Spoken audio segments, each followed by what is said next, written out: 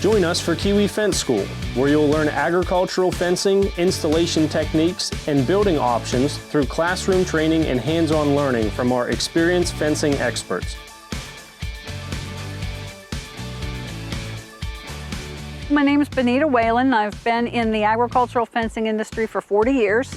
And I met John Wall and Vanda Wall at KIWI Fence in 1981. They brought the whole concept of high-tensile fencing to the U.S.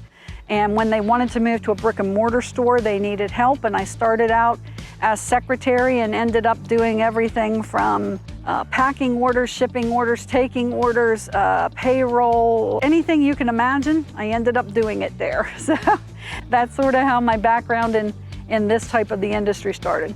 Fence school started with KIWI Fence back in, I think, 1982. It's 2 days. We try to cram a lot in there. It's very fast-paced, very open school. We want the attendees to ask questions.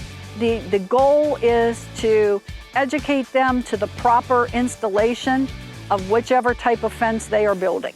My favorite part about fence school is probably the interaction of the attendees, not only with the staff of Kencove and the instructors, but also among themselves.